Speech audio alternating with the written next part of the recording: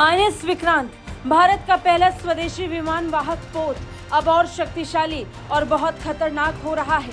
विक्रांत का विशाल और विराट रूप किसी को भी डरा देने के काबिल बन चुका है और इसकी ताकत और क्षमता इसमें और चार चांद लगा रही है।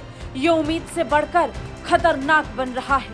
आईएनएस विक्रांत पर खतरनाक हथियारों को लगाकर भारतीय नौसेना समुद्र में अपने दुश्मन की सीमा बांधने के लिए तैयार हो रही है और अभी इसी तैयारी को आगे बढ़ाते हुए भारत के अभिमान आईएनएस विक्रांत पर एमआर सैम को लगा दिया गया है। मीडियम रेंज की सरफेस टू एयर मिसाइल एक ऐसी मिसाइल है जो कम धुआं छोड़ती है, साथ ही अधिक गति की वजह से दुश्मन इसे ट्रेस नहीं कर पाता और इसका शिकार बन जाता है।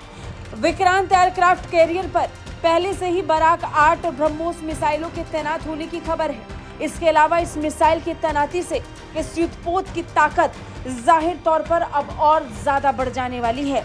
नौसेना के बाकी गाइडेड मिसाइल डिस्ट्रॉयर में भी इसी तरह की मिसाइल तकनीक तैनात की गई है। डीआरडीओ द्वारा बनाई गई इस मिसाइल के जरिए दुश्मन पर घातक और सटीक वार किया जा सकता है। इस मिसाइल की रफ्तार 2448 किलोमीटर प्रति घंटा रहती है, यानी कि पलक झपकते ही दुश्मन नस्तनाबूद हो जाएगा। इजरायली एरोस्पेस इंडस्ट्रीज के साथ मिलकर इसे तैयार किया गया है। ये 70 किलोमीटर तक की दूरी पर कई लक्ष्यों को भेदने में सक्षम है।